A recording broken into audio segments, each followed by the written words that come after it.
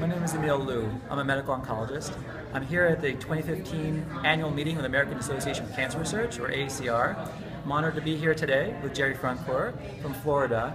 She's a breast cancer survivor and advocate, and I'm very pleased to chat with her today. She's a participant in the AACR Scientist Survivor Program this year, which is the 17th annual version of this event.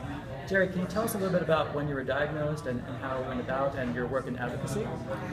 I was diagnosed in 2003, and it was interesting because I had felt a change in density, not a lump, and was due for my mammogram.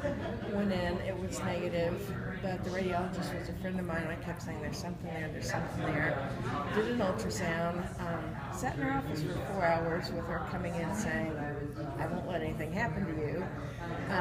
Came back and said, there's nothing on the mammogram. The ultrasound, there's an area that just looks a little different. Let's put a needle in it. And did the needle biopsy, and sure enough, it came back with ductal carcinoma in situ. And I was diagnosed 6 months after my best friend was diagnosed with inflammatory breast cancer, who at the time where I'm from in Daytona, they'd never seen. And she was misdiagnosed for several years.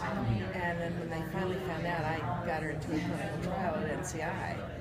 And she went up there and was, for a year, was getting chemo. The problem was the tumor wasn't shrinking. It had stopped growing, but it wasn't shrinking, so she couldn't go on to the next phase. But NCI said they would work with our doctors in Daytona to get her the drug she needed because she was getting benefit. And the doctors in our area said absolutely not, that if something happened, they would, she'd sue them, and they would not consent to treat her in conjunction with NCI. And I lost her, and that's when I went, I'm done. So you've pretty much been an avid advocate for breast cancer since you were diagnosed, and Yes. since your friend was diagnosed. So you've been doing this for over a decade. Can you tell us just briefly about what organizations you sponsor and whom you work with in Florida? I'm the board president for Susan G Komen Central Florida. I also was the state chair for the public policy for Komen. I'm also on the board for Florida Breast Cancer Foundation. I'm the state chapter president for Community Oncology Alliance. And then I also participate in CCRAP, which is the Cancer Collaborative Advisory Research Board for the state of Florida, where we're looking at access for all Floridians to cancer treatment. This is great work. Thank you so much for being part of the Scientist Survivor Program. Thanks for being here. It's a great pleasure knowing you, and I think it's going to be a great meeting.